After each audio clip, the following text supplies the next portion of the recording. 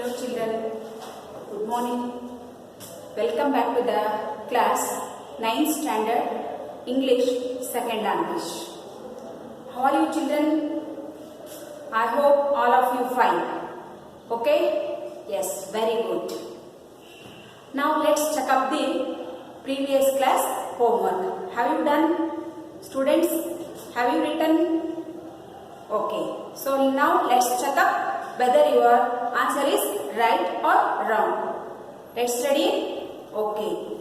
So in the previous class we studied about the Upagupta on the basis of the poem. So I have given two questions for home assignment. Isn't it children? Yes. Which is the first question? Students, why did Upagupta wake up startled? So is it the first question? Yes. So let's we know the answer of that question. So answer is like this. Vasavadatta, a dancing girl, stumbles over the body of Upagupta while walking, so he wakes up startled. Howdalva, the answer? Have you written? Yes. Once again, I will read the answer. Vasavadatta, a dancing girl, stumbles over the body of Upagupta while walking, so he wakes up startled. Have you written, students? Yes, okay. Let's move on to the next question. So, which is the second question? Yes, right. The dancing girl was rich. Do you agree with this opinion? So, justify your answers to the text. Is this the second question? Yes. Have you written the answer? Whether that is the right or wrong? So let's check it. Here, the answer is like this. Yes. Do you think the girl was rich? ಇದಕ್ಕೆ answer ಏನಾಗುತ್ತೆ? Do you think the girl was rich? ಹೌದಾ, ನೀವು ಹಾಗಾದ್ರೆ ಅವಳು ಶ್ರೀಮಂತಳಾಗಿದ್ಲು ಅಂತ ನೀವು ಒಪ್ಕೊಂತೀರಾ? Yes. We agree the dancing girl was rich. ಹೌದಲ್ವಾ, ನಮ್ಗೆ ಗೊತ್ತು ಅವಳು ರಿಚ್ ಆಗಿದ್ಲು ಅಂತ. ಹಾಗಾಗಿ ಯಾವ ಲೈನ್ಸ್ಗಳು ಅವಳು ರಿಚ್ ಆಗಿದ್ಲು ಅನ್ನೋದನ್ನ ಟೆಕ್ಸ್ಟ್ ಬುಕ್ ಅಲ್ಲಿ ಕೋಟ್ ಮಾಡಿದ್ದಾರೆ. ಹಾಗಾದ್ರೆ whose feet were those tinkling with anklets and starred with jewels. So these two lines shows she is a rich girl. Dancing girl was a rich. ಯಾವುದು? whose feet were those tinkling with anklets and starred with jewels. So these are the two lines that shows the dancing girl was a rich. Isn't it children? Have you written? Yes, okay. Very good children. Then let's move on to the next class. So dear students, yesterday we have already or in the previous class know about the Upagupta and Vasavadatta. Isn't it? Then we know who is Upagupta and who is Vasavadatta. Howda? So Upagupta was the disciple of Lord Buddha and Vasavadatta was the dancing girl of Mathura. And what kind of persons they are? Upagupta and Vasavadatta. So as already we know it, what kind of persons they are, isn't it? So Upagupta was a epitome of kindness and a wisdom and a knowledge and a selflessness, and he was a simple and a strict man. So this is the quality of Upagupta. And in the same way, what are the qualities of Vasavadatta? Vasavadatta was a dancing girl of Mathura and she was too proud of her beauty, youth and wealth. So this is the character of Upagupta. Isn't it children? And what are the discussion between them? ಏನು ನಡೆದಿತ್ತು ಹಾಗಾದ್ರೆ? While she was walking, she stumbles his body and he woke up and started, who is there? So when he was opening his eyes or wake up, in front of him he saw a beautiful lady. She was a dancing girl and without her knowledge she has to slip. So ಆವಾಗ ಏನ್ ಮಾಡಿದವಳು? ತನಗೆ ಗೊತ್ತಿದ್ದಂಗೆ ಹೀಗಾಗಿದೆ ಅಂತ ವಾಸವದತ್ತ ತನ್ನ ಏನ್ ಮಾಡ್ತಾ ಇದ್ದಾಳೆ? Excuse ಮಾಡು, forgive me, because she did not know who is there in that place. And then she asked to him come to his her house.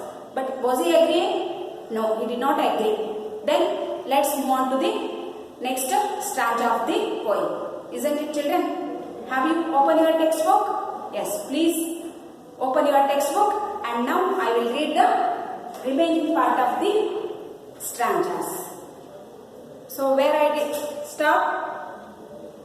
Yes, first, second, third, fourth are completed, and then now I will start the fifth stanza. Have you opened your textbook? Yes, okay. First I will read the poem. When the time is right, I will come to you. Suddenly the black night showed its teeth. In a flash of lightning, the star grovelled from the corner of the sky, and the woman trembled in fear of some unknown danger. A year has not yet passed. It was evening of a day in April. In spring season, the branches of the wayside trees were full of blossoms. Gay notes of a flute came floating in the warm spring air from afar. Upagupta passed through the city gates and stood at the base of the rampart. Was that a woman lying at his feet in the shadow of the mango grove? Struck with the black pestilence, her body spotted with sores of smallpox, she had hurriedly removed from the town to avoid her poisonous contagion.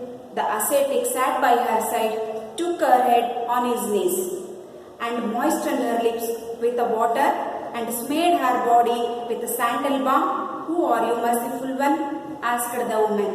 The time at last has come to visit you, and I am here, replied the young ascetic. Have you understood, children? Or once again I will read it? Okay, once again I will read it. Listen here, students. When the time is right, I will come to you. Suddenly, the black night showed its teeth. In a flash of lightning, the storm grovelled from the corner of the sky, and the woman trembled in a fear of some unknown danger. A year has not yet passed. It was evening of a day in April. In spring season, the branches of the wayside trees were full of blossom. Gay notes of a flute came floating in the warm spring air from afar. Upagupta passed through the city gates and stood at the base of the rampart. Was that a woman lying at his feet in the shadow of the mango groves? Struck with the black pestilence, her body spotted with sores of smallpox, she had hurriedly removed from the town to avoid her poisonous contagion. The ascetic sat by her side, took her head on his knees, and moistened her lips with water, and smeared her body with a sandal balm. Who are you, merciful one? Asked the woman.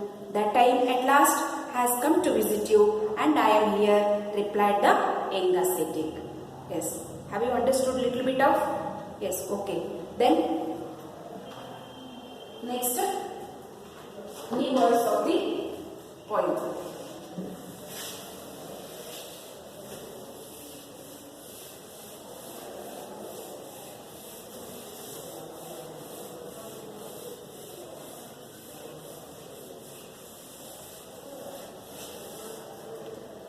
Students, take down the glossary or new words.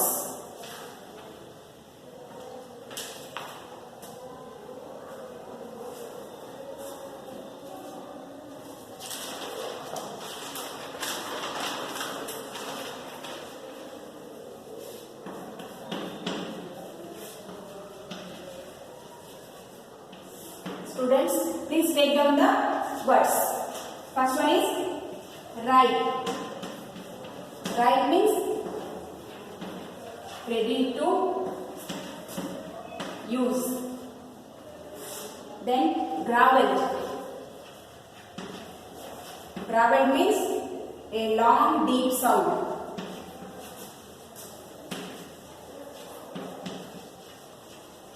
A long deep sound. Then tremble. Tremble means shake. Next one, blossom.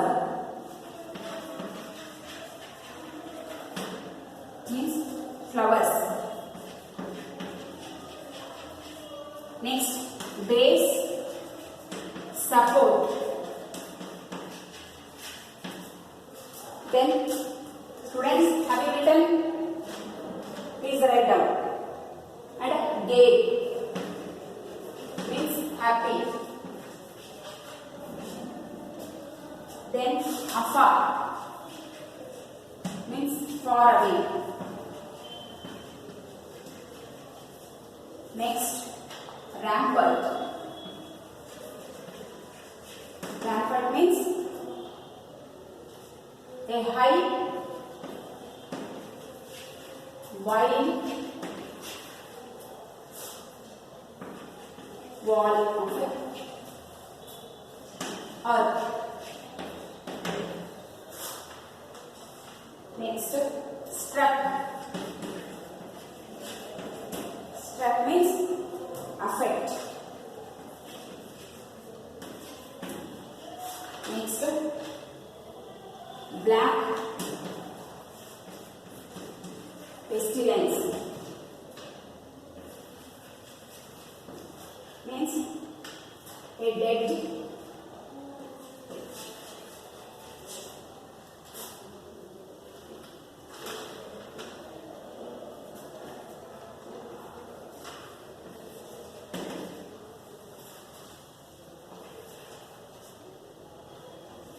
deadly disease.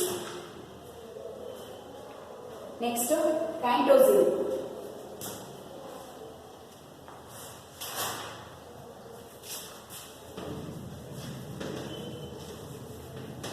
Cantozil means the spreading of disease.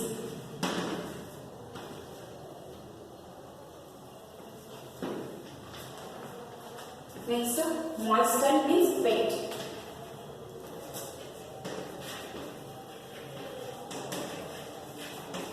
Moisten means wet. And smear.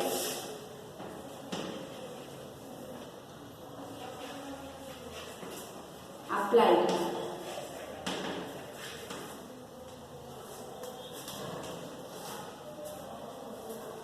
Students, have you written? So write neatly.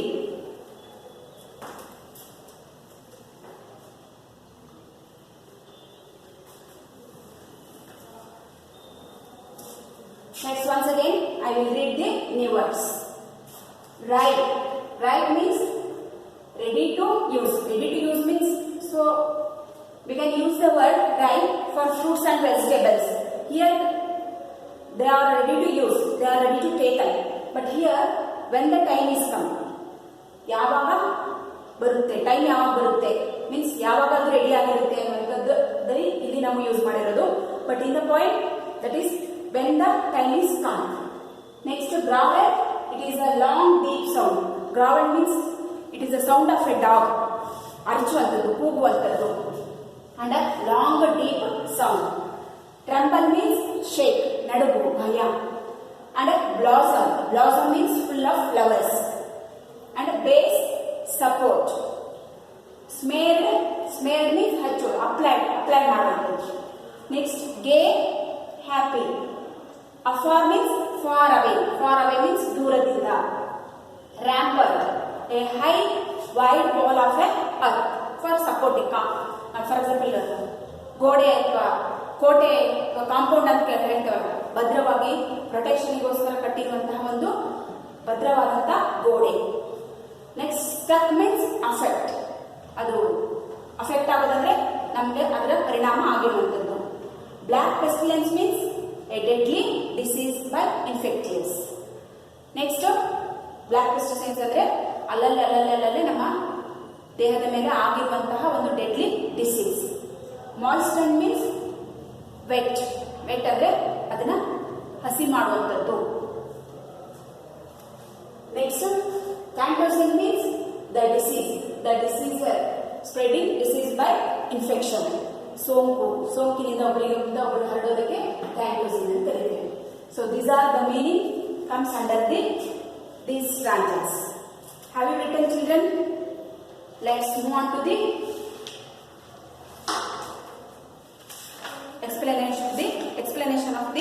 poem. So see here students, in the 5th paragraph stanza, when the time is right, I will come to you.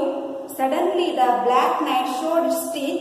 In a flash of lightning, the storm growled from the corner of the sky, and the woman trembled in fear of some unknown danger. ನೋಡಿ, ಹಾಗಾದ್ರೆ ನಾವು ನಿನ್ನೆ ಎಕ್ಸ್ಟರ್ಡೇ ಕ್ಲಾಸಲ್ಲಿ ಅಥವಾ previous ಕ್ಲಾಸಲ್ಲಿ ನೋಡಿದ್ವಿ, when she stumbles his body, she has to ask him forgive her and she has to call him. ನನ್ನ ಮನೆಗೆ ಬನ್ನಿ ಅಂತ ಕರೆದಿದ್ದೆ. ಆವಾಗ ಉಪಗುಪ್ತ ಏನಾದರೂ ಒಪ್ಪಲಿಲ್ಲ. ಅದ್ರ ಬದಲಾಗಿ ಹೇಳಿದ್ರು, ಗೋ ಆನ್ ಯುವರ್ ವೇ, ನೀನು ನಿನ್ನ ಮನೆಯ ದಾರಿ ಹಿಡಿದು ಹೋಗು, ನೆಕ್ಸ್ಟ್ ನಾನು ಬರುವ ಸಮಯ ಬಂದಾಗ ಬರ್ತೇನೆ ಅಂತ ಹೇಳಿದ್ರಲ್ವಾ. ಹಾಗಾಗಿ ಹೇಳ್ತಾರೆ when the time is right. When the time is right ಅಂದ್ರೆ this is not the right time to come to your house. ಇದು ನಿನ್ನ ಮನೆಗೆ ಬರುವ ಸರಿಯಾದ ಸಮಯ ಅಲ್ಲ. ಯಾವಾಗ ಸಮಯ ಬರುತ್ತೋ ಆ ದಿನ ನಾನು ಖಂಡಿತ ಬರ್ತೇನೆ. And I will come to you. I will come to you. Who said this? I will come to you. It is said by Upagupta. Who is I here? I here is also Upagupta. Who is you here? You here is a Vasavadatta. So I will come to you. ನಾನು ಖಂಡಿತ ನಿಮ್ಮ ಮನೆಗೆ ಬರ್ತೇನೆ ಅನ್ನುವಂತಹ ಮಾತನ್ನ ಯಾರು ಹೇಳ್ತಾ ಇದ್ದಾರೆ? ಆ ಉಪಗುಪ್ತ ಹೇಳ್ತಾ ಇದ್ದಾರೆ. ಹೀಗೆ ಆದಮೇಲೆ suddenly the black night showed its teeth. ನೋಡಿ, ಆಗ ಇನ್ನು ಸ್ವಲ್ಪ ಹೊತ್ತಾಗಿರುತ್ತೆ. ಇದ್ದಕ್ಕಿದ್ದ ಹಾಗೆ ಇಡೀ ಆಕಾಶದಲ್ಲಿ ಮೋಡದಲ್ಲಿ ಏನಾಗ್ತಾ ಇತ್ತೆ, ಸಡನ್ ಆಗಿ ಒಂದು black night showed it's. Black night ಅಂದ್ರೆ ದಟ್ಟವಾದಂತ ಕತ್ತಲೆ ಇತ್ತಲ್ವಾ, ಅಲ್ಲಿ ಬೆಳಕೇ ಇರಲಿಲ್ಲ. ಆ ದಟ್ಟವಾದಂತ ಕತ್ತಲಲ್ಲಿ ತನ್ನ ಒಂದು ಬೆಳಕನ್ನ ಬ್ಲ್ಯಾಕ್ ಶೋಡ್ ಇಟ್ಸ್ ಟೀತ್ ಅಂದ್ರೆ ನಾವೀಗ ಈ ರೀತಿ ಹಲ್ಲನ್ನು ಓಪನ್ ಮಾಡಿದಾಗ ಏನ್ ಕಾಣಿಸುತ್ತೆ? ಕತ್ತಲಲ್ಲದವರು ಹಲ್ಲು ಓಪನ್ ಮಾಡಿದ್ರೆ ಅಥವಾ ತಮ್ಮ ಬಾಯಿನ ಓಪನ್ ಮಾಡಿದ್ರೆ ಅವರಲ್ಲಿರೋ ಹಲ್ಲು ಕಾಣಿಸುತ್ತೆ. ಇಲ್ಲಿ ಹಲ್ಲು ಕಾಣ್ತು ಅಂತಲ್ಲ, ಆಕಾಶದಲ್ಲಿ ಮಿಂಚೊಂದು ಜೋರಾಗಿ ಬಂದು ರಭಸವಾಗಿ ಬಂದು ಹೋಯ್ತಲ್ಲ, that is showed its teeth. ಏನೋ ಒಂದು ಭಯಾನಕವಾದಂತ ಸೌಂಡು ಏನಾಗುತ್ತೆ, ಬಂದು ಹೋಗುತ್ತೆ. In a flash of lightning. ಈಗ ಜಸ್ಟ್ ಒಂದು ಲೈಟಿಂಗ್ ಹಾಕಿ ಹೋಗ್ತಾರಲ್ವಾ, ದಟ್ಟವಾದಂತ ಕತ್ತಲಲ್ಲಿ ಒಂದು ಮಿಂಚು ಗುಡುಗು ಸಮೇತ ಏನಾಗುತ್ತೆ, ಬಂದು ಹೋಗುತ್ತೆ. ಇದ್ದಕ್ಕಿದ್ದಾಗೆ, ಯಾವ ಲಕ್ಷಣಗಳಿದ್ದಾಗೆ ಇದ್ದಕ್ಕಿದ್ದಾಗೆ ಬಂದು ಹೋಗುತ್ತೆ. The storm growled from the corner of the sky. ನೋಡಿ, ಆ ರೀತಿ ಯಾವಾಗ ಒಂದು ಮಿಂಚು ಬಂದು ಹೋಯ್ತೋ, ಇನ್ ದ ಸೇಮ್ ವೇ ಆ ಆಕಾಶದ ಒಂದು ಮೂಲೆಯಲ್ಲಿ ಮತ್ತೆ ಯಾವ ಸೌಂಡ್ ಬರ್ತಾ ಇದೆ? ಗ್ರಾವೆಲ್ ಆಗ್ತಾ ಇದೆ. ಗ್ರಾವೆಲ್ ಅಂದ್ರೆ ಗುಡುಗು. ಹೇಗೆ ಥಂಡರ್ ಆಗ್ತಾ ಇದೆ ಅಂದ್ರೆ ಕಂಟಿನ್ಯೂಸ್ ಆಗಿ ಆ ಗುಡುಗು ಹೊಡೆಯೋ ಸೌಂಡ್ ಅಂತ ನೀವು ಕೇಳಿದಿರ. ಆ ಸೌಂಡ್ ಎಲ್ಲ ಬಂದ ತಕ್ಷಣ ನಾವೇನ್ ಮಾಡ್ತೇವೆ? ಕಿವಿ ಮುಚ್ಕೊಂಡು ಆಹಾ ಅಂತೇವಾ? ಇಲ್ಲ ಅಲ್ವಾ? ಆ ಕಿವಿಗೆ ಕೇಳಿದ ತಕ್ಷಣ ನಮ್ಗೆ ಇಡೀ ಮೈ ಎಲ್ಲ ಏನಾಗುತ್ತೆ, ಶೇಕ್ ಆಗುತ್ತೆ. ಸೊ ಹಾಗೆ ಆಕಾಶದ ಒಂದು ಮೂಲೆಯಿಂದ ಏನ್ ಬರ್ತಾ ಇದೆ? ಆ ಗುಡುಗಿನ sound. The storm growl. Growl ಅಂದ್ರೆ ಅರ್ಚೋದು, ಕೂಗೋದು. ಹೆಂಗೆ ನಾಯಿ ಒಂದು ಯಾವ್ದೋ ಮೂಲೆಯಲ್ಲಿ ನಿಂತ್ಕೊಂಡು ಬೊಗಳ್ತಾ ಇರುತ್ತಲ್ಲ, ಹಂಗೆ ಆಕಾಶದ ಮೂಲೆಯಿಂದ ಆ ಗುಡುಗಿನ ಸೌಂಡು. ಮಿಂಚು ಬಂದಾದ ತಕ್ಷಣ ನಮ್ಗೆ ಗೊತ್ತಿದೆ, ಮಿಂಚು ಬಂದಾದ ತಕ್ಷಣ ಗುಡುಗು ಬರುತ್ತೆ.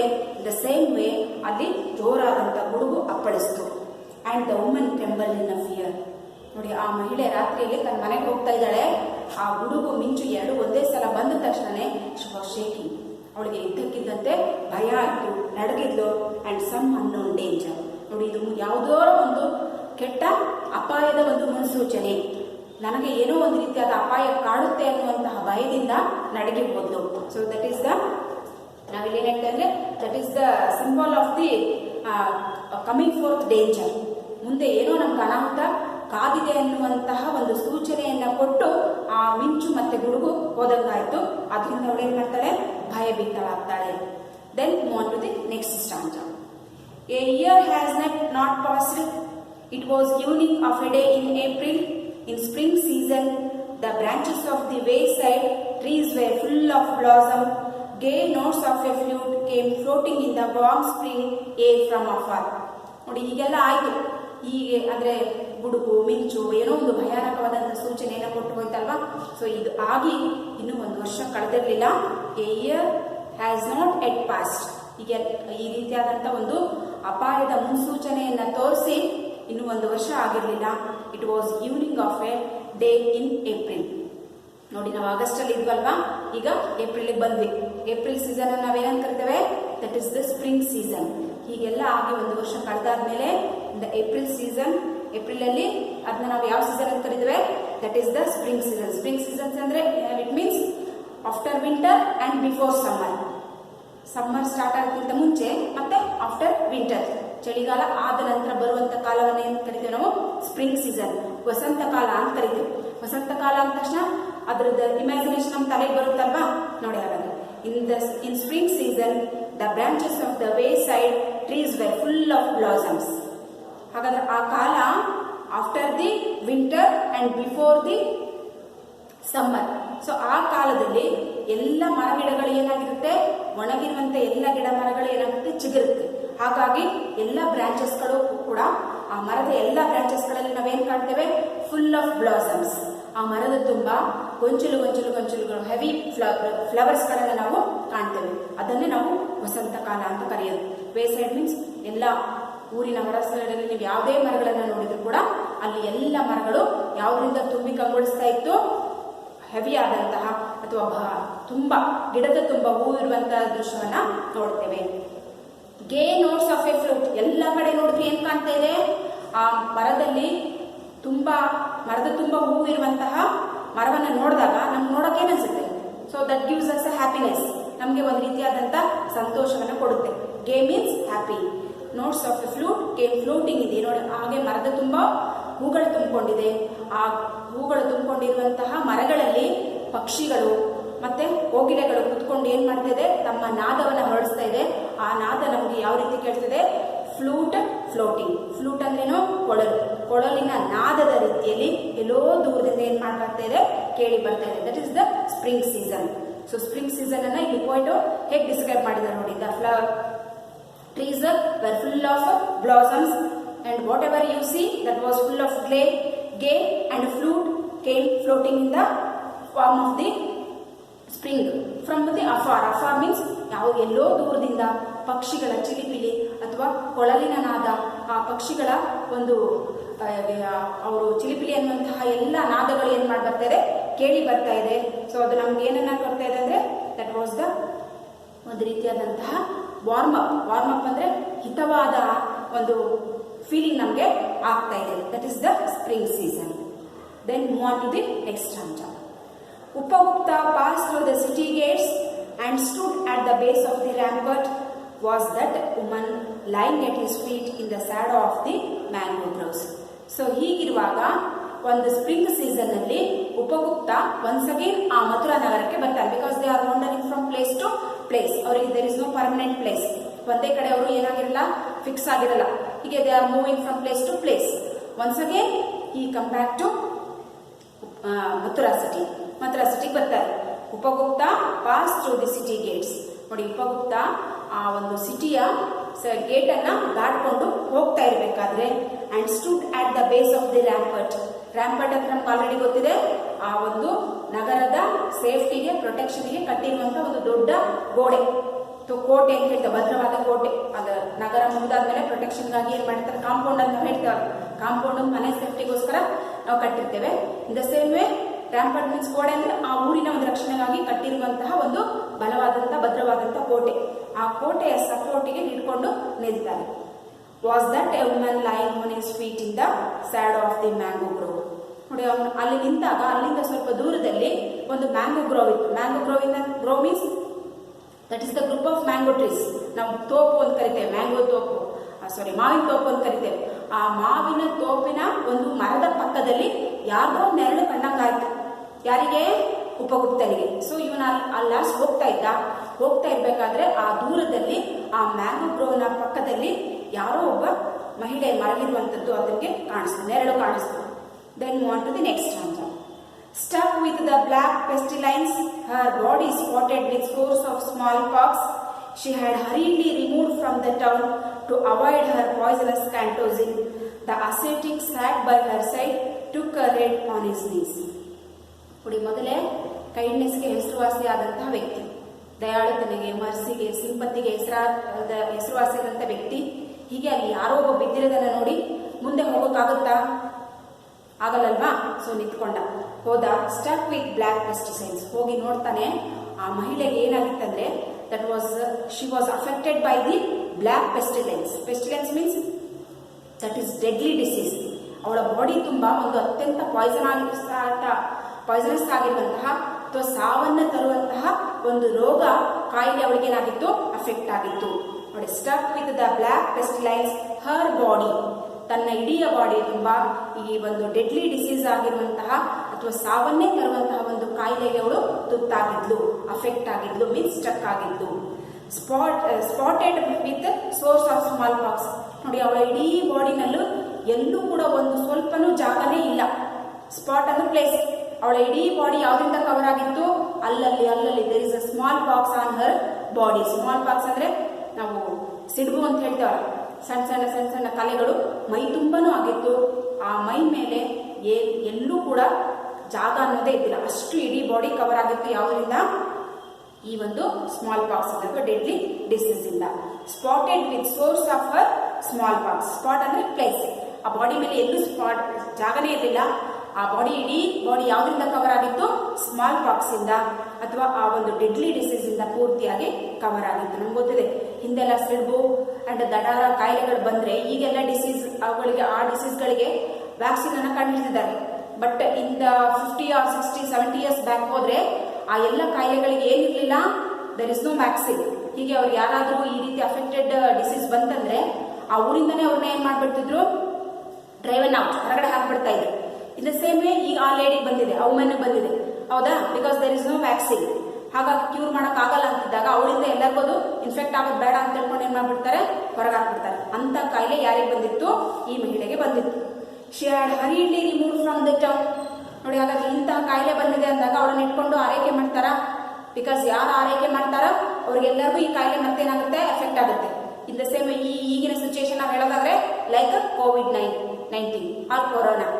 ಯಾರಾದ್ರೂ ನಾವು ಕೊರೋನಾ ಬಂದ್ರೆ ಮಾತ್ರ ಸೇವಾ ಪಕ್ಕಕ್ಕೆ ಇಟ್ಕೊಳ್ತೇವೆ, ಅವ್ರಿಗೆ ಏನಾದ್ರು, because that is affected to us also, ನಮಗೂ ಕೂಡ ಅಫೆಕ್ಟ್ ಆಗುತ್ತಲ್ವಾ. ನೋಡಿ, ಈಗಿನ ಸಿಚುಯೇಷನ್ಗೆ ಸರಿಯಾದಂತಹ ಒಂದು ಕಾಯಿಲೆ ಆಗ್ಬಿಟ್ಟಿದೆ. ಆಗ ಅದಕ್ಕೆ ರೋಗಕ್ಕೆ ವ್ಯಾಕ್ಸಿನ್ ಇರಲಿಲ್ಲ, ಹಾಗಾಗಿ ಊರಿಂದ ಹೊರಗೆ ಆಗ್ತಾ ಇದ್ರು. ಈಗಿನ ಕೊರೋನಾಕ್ಕೂ ಏನಿಲ್ಲ, ವ್ಯಾಕ್ಸಿನ್ ಇನ್ನೂ ಕಂಡು ಹಿಡಿತಾನೆ ಇದ್ದಾರೆ, ಆಗಿಲ್ಲ. ಹಾಗಾಗಿನೇ ಇವತ್ತಿನ್ನು ನಿಮ್ಮ ಸ್ಕೂಲ್ಗಳು ಓಪನ್ ಆಗಲಿದ್ದಕ್ಕೆ ನಾವು ನಿಮ್ಗೆ ಏನ್ ಮಾಡ್ತಿದ್ದೇವೆ, ಆನ್ಲೈನ್ ಕ್ಲಾಸ್ ಅನ್ನ ಮಾಡ್ತಾ ಇದ್ದೇವೆ ಅಲ್ವಾ ಸ್ಟೂಡೆಂಟ್ಸ್. ನೋಡಿ, ಇನ್ the same way she had ಹರಿಡ್ಲಿ remove from the town. ಹಾಗಾಗಿ ಅವಳಿಗೆ ಆ ಕಾಯಿಲೆ ಬಂದಿದೆ ಅಂತ ಗೊತ್ತಾದ ತಕ್ಷಣ ಅವಳನ್ನ ಏನ್ ಮಾಡಿದ್ರು, ಊರಿಂದ ಹೊರಗೆ ಹಾಕಲ್ಪಟ್ಟಿದ್ರು. Because that is affected others also, ಬೇರೆಯವರಿಗೂ ಬರುತ್ತೆ ಅನ್ನೋ ಕಾರಣಕ್ಕೋಸ್ಕರ ಅವಳನ್ನ ಊರಿಂದ ಹೊರಗಡೆ ಹಾಕಿದ್ರು. To avoid her poisonous contagion, ಯಾವ ಕಾರಣಕ್ಕೋಸ್ಕರ ಹೊರ ಹಾಕಿದ್ರು, ಅವಳಿಗೆ ಇರುವಂತಹ ಈ ಸೋಂಕು ರೋಗ, ಇನ್ಫೆಕ್ಟೆಡ್ ಡಿಸೀಸ್ ಏನಿದೆಯಲ್ಲ, ಅದು ಇನ್ನೊಬ್ಬರಿಗೆ ಏನಾಗುತ್ತೆ, ಇನ್ಫೆಕ್ಷನ್ ಆಗುತ್ತೆ. ಹಾಗಾಗಿ ಅವಳನ್ನ ಆದಷ್ಟು ಬೇಗನೆ ಊರಿಂದ ಹೊರಗಡೆ ಹಾಕಿದ್ರು. The acetic sat by her side, ನೋಡಿದ ಅವಳನ್ನ, ಬಂದು ಅವಳ ಪಕ್ಕದಲ್ಲಿ ಕುತ್ಕೊಂಡ. ಅಂಡ್ ಟುಕ್ ಹರ್ ಹೆಡ್, ಅವಳೇನ ನೆಲದ ಮೇಲೆ ಮಲ್ಕೊಂಡಿದ್ದಲ್ವಾ, ಅವಳ ತಲೆಯನ್ನ ಎತ್ತಿ ತನ್ನ ಮೊಣಕಾಲ್ ಮೇಲೆ ಇಟ್ಕೊಂಡ. ನೋಡಿ, the young ascetic sat by her side and took her head on his knees. ಅವಳಿಗೆ ಆ ರೋಗ ಬಂದಿದೆ ಅಂತ ಗೊತ್ತಿದ್ರು ಆ ಯಂಗ್ ಅಸೆಟಿಕ್ ಉಪಗುಪ್ತ ಏನ್ ಮಾಡ್ತಾ ಇದ್ದಾನೆ, ಅವಳ ತಲೆಯನ್ನ ಎತ್ತಿ ತನ್ನ ಕಾಲ್ ಮೇಲೆ ಹಾಕೊಂಡು ನೆಕ್ಸ್ಟ್ ಏನ್ ಮಾಡ್ತಾ ಇದ್ದಾನೆ ನೋಡಿ. And moistened her lips with water and smeared her body with sandal ಬಾಂಬ್. Who are you merciful one, asked the woman. The time at last has come to visit you and I am here, replied the young ascetic. ನೋಡಿ, ಯಾರು ಬೇಡ ಅಂತ ಊರಿಂದ ಹೊರಗಾಕಿರುವ ಮಹಿಳೆಯನ್ನ ನೋಡಿ ಈ ಉಪಗುಪ್ತ ಅವಳಿಗೆ treat ಮಾಡ್ತಿದ್ದಾನೆ. ಅವಳಿಗೆ ಆ ಕಾಯಿಲೆಯನ್ನ ಕ್ಯೂರ್ ಮಾಡೋದಕ್ಕೆ ಟ್ರೈ ಮಾಡ್ತಿದ್ದಾನೆ.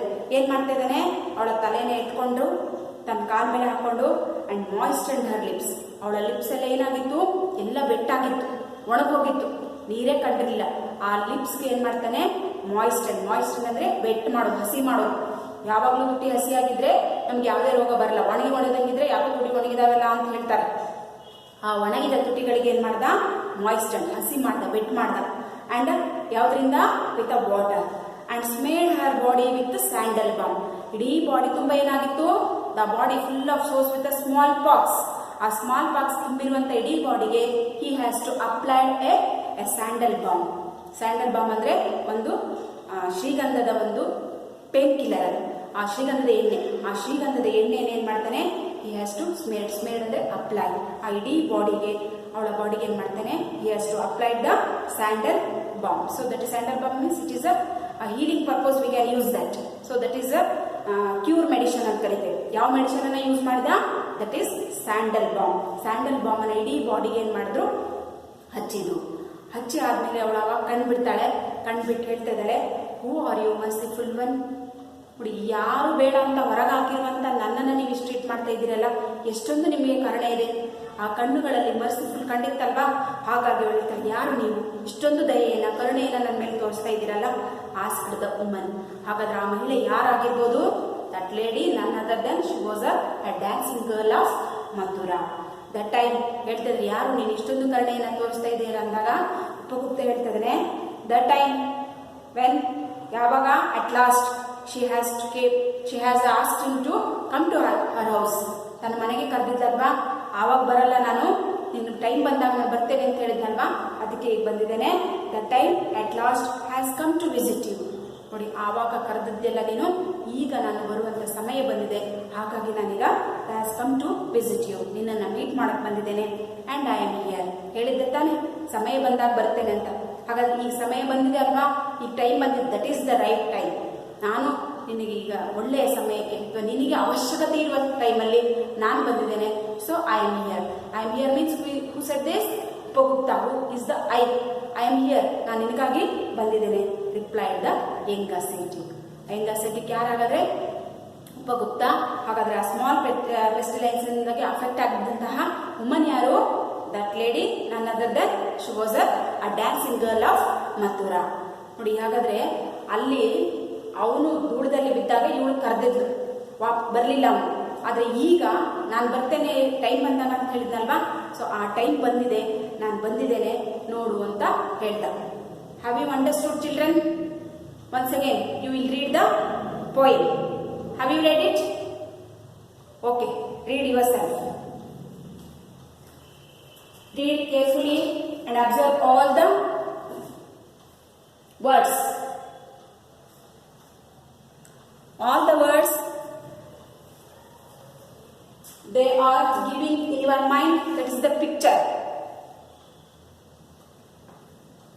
Isn't it, children? Is it over? Okay. Now let's move on to the summary of the all the stanzas. So please listen, students. Upagupta told her gently to go on her way back to her home and told her that he would meet her when the time was right. Suddenly, the black night showed its teeth in a flash of lightning. A terrible storm arose from the corner of the sky and made a long, deep sound. The woman trembled in fear of some unknown danger and hurried towards her home. Then, a year has not yet passed since Vasavadatta, a dancing woman, met Upagupta, a monk.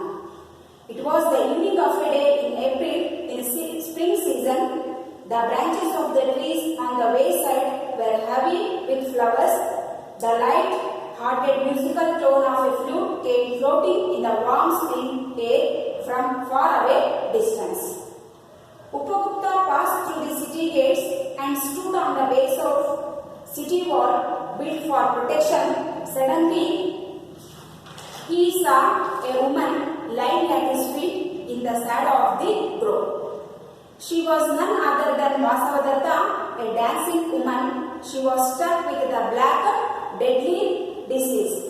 Her body was spotted with the sores of smallpox. She was removed from the city because the poisonous disease might spread by her contact. Upagupta sat by her side and took her head on his knees. He applied her body with a sandal balm. He made her lips wet with the water. The woman asked him who the merciful man was. He replied to her that at the last time had come to visit her and he was there. Have you understood, children? Yes. So now what is the message of this poem? ಏನು ಗೊತ್ತಾಗುತ್ತೆ ನಮಗೆ ಇದರಿಂದ?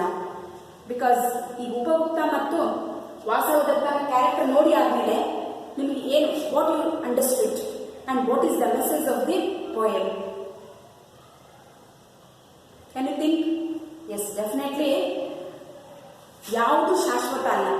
Because Vasavadatta was too proud of her youth, beauty and wealth.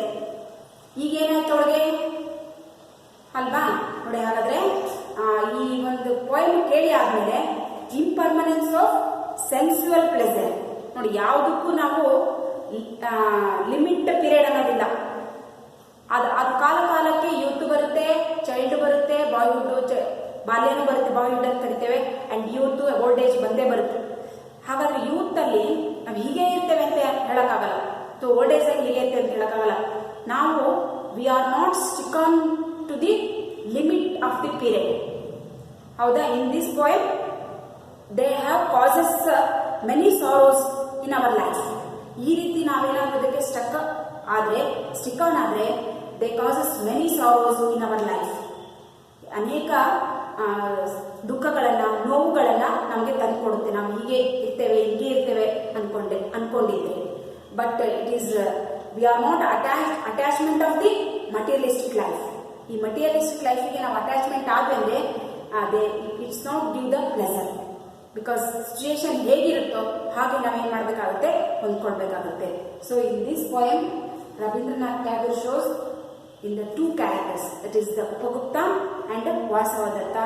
So in the life of dancing girls, she was changed. Yavaga when we meet him, avanana meet ಮಾಡಿ ಆದ್ಮೇಲೆ with an ascetic ಯಾರು ಉಪಗುಪ್ತನನ್ನ meet ಮಾಡಿದ್ಮೇಲೆ ಅವಳು ಏನಾಗ್ತಾಳೆ, she was also changed her life and she has to give up the boasting of herself, her youth, her beauty and everything, and she is also the follower of Upagupta.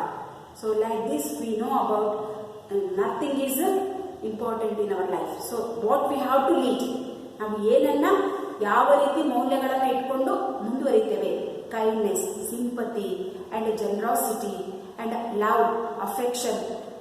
Love and affection they have to compare everything is they are enemies are anybody. So ಇಂತಹ ಪ್ರೀತಿ ಮತ್ತು ಆಧಾರತೆಗಳನ್ನ, ಕರುಣೆಯನ್ನು ನಾವು ತುಂಬಿಕೊಂಡಿದ್ರೆ ಎಂತಹ ವ್ಯಕ್ತಿಗಳನ್ನು ಕೂಡ ನಾವೇನ್ ಮಾಡ್ಬೋದು, ಬದಲಾಯಿಸಬಹುದು ಎನ್ನುವುದಕ್ಕೆ ಉಪಗುಪ್ತ ಮತ್ತು ವಾಸವದತ್ತಳ ಸ್ಟೋರಿಯನ್ನ ನಾವು ನೋಡಿದ್ವಿ. Isn't it, students? Then move on to the next. So in the textbook, understand the poem is there. Have you find it, students? Yes. Pick out the words, phrases from the poem which tell you about the following. Write them in the space given. One is done for you. ಸಿಕ್ತಲ್ವಾ? ನೋಡಿ ಅಲ್ಲಿ ಏನ್ ಹೇಳಿದ್ದಾರೆ, pick out the words or phrases. Phrase or words. Phrase is also like a words. Poem ಇಂದ ನೀವು ಒಂದು phrase ಅಂತ ತಗೋಬೇಕು. ಏನ್ ಹೇಳ್ಬೇಕು, that tell about the following. So ಇಲ್ಲಿ ಒಂದು ಸೈಡ್ ಅಲ್ಲಿ ವರ್ಡ್ಸ್ ಗಳನ್ನ ಕೊಟ್ಟಿದ್ದಾರೆ. ಹಾಗಾದ್ರೆ ನೆಕ್ಸ್ಟ್ ಅಲ್ಲಿ write them in the space given. ಒಂದು ಕೊಟ್ಟಿದ್ದಾರೆ ನೋಡಿ, ಡಾರ್ಕ್ ಗ್ಲೂಮಿ ಸ್ಕೈಸ್ ಅಂದ್ರೆ ದಟ್ ಈಸ್ ಮರ್ಕಿ ಸ್ಕೈ. ಹಾಗೇನೆ ಉಳಿದಂತ ಸೆಂಟೆನ್ಸ್ಗಳು ಹೇಗೆ ಬೇರೆ ವರ್ಡ್ಗಳಿಗೆ ರಿಲೇಟೆಡ್ ಆಗುತ್ತೆ ಅನ್ನೋದನ್ನ just let's check it. Ornamental chain worn around the anklet of a lady. ನೋಡಿ, ornamental chain worn around the anklet of a lady. ಅದು ಆ ಟೆಕ್ಸ್ಟ್ ಬುಕ್ ಅಲ್ಲಿ ಒಂದು ಫ್ರೇಸ್ ಇದೆ. ಯಾವ್ದದು? Tinkling with anklets. Have you remember? Yes, that is a tinkling with anklets. Then a religious person who leads a simple and strict life. ಯಾರು ಹಾಗಾದ್ರೆ religious life ಅನ್ನ lead ಮಾಡುವಂತ ಸಿಂಪಲ್ ಮತ್ತು strict life ಯಾರು lead ಮಾಡುತ್ತಾರೆ? ಯಾರು? ಅಲ್ಲೊಂದು word ಇದೆ, that word is very good, ascetic. Yes, definitely. Next, at an appropriate time. Now you have to heard it. Appropriate time is ready to use it. That is, the word is, yes, definitely right. Very good. Next, flashes of lightning. Now you have to read it. Now you have to listen it. Yes, that is black knight's teeth struck. Yes, that is the, you have to see in the paragraph that the black knight showed his teeth in a flash of lightning. Yes, very good, students. Next, roadside. Another word is there. Roadside means wayside. Yes, definitely. Next, fort-like structure. The word is seen in the board. Have you seen, students? Yes, that is rampart. Very good. Next, made slightly wet. Wet means moistened. Have you understood, children? Next, C2. The important signposts of the poem are given in the box. Fill in the flow chart in the order in which the incident occur. ನೋಡಿ C2 ನಲ್ಲಿ ಕೊಟ್ಟಿದ್ದಾರೆ. The importance of signpost of the poem are given in the box. Box ಅಲ್ಲಿ ಒಂದಿಷ್ಟು signposts ಅನ್ನು ಕೊಟ್ಟಿದ್ದಾರೆ, ಒಂದೊಂದು symbols ಅನ್ನು ಕೊಟ್ಟಿದ್ದಾರೆ. ಹಾಗಾದ್ರೆ ನಾವೇನ್ ಮಾಡಬೇಕು?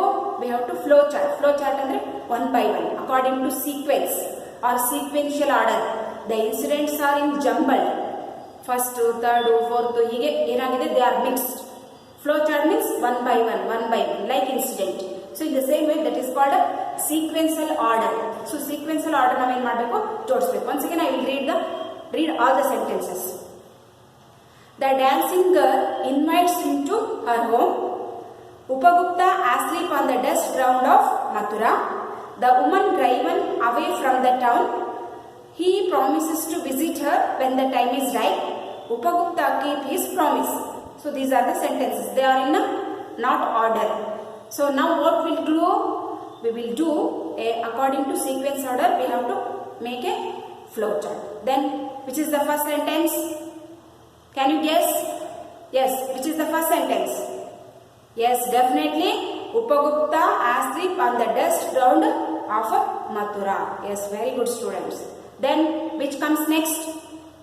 The dancing girl invites him to her home. Definitely. Then which comes next? He promises to visit her when the time is right. Definitely.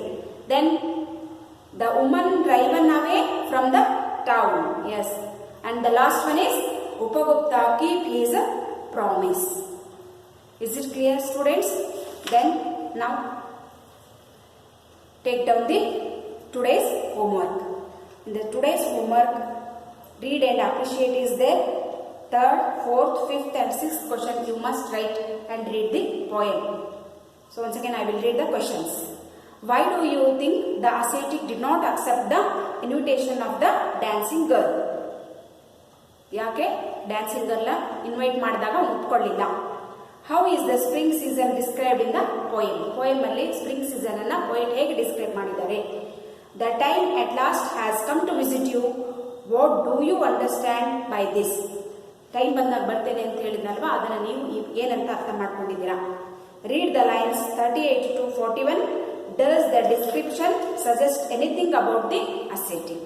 ನೋಡಿ 38ರಿಂದ 41 ಲೈನ್ಗಳ ತನಕ ಓದಿ ಆ ಡಿಸ್ಕ್ರಿಪ್ಷನ್ ಅಸೆಟಿಕ್ ಬಗ್ಗೆ ಏನನ್ನ ಸಜೆಸ್ಟ್ ಮಾಡುತ್ತೆ ಅನ್ನುವಂಥದ್ದು 3, 4, 5 ಆಗಿದೆ.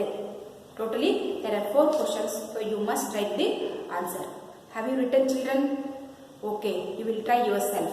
Then next class I will meet you with the notes. So okay, thank you students.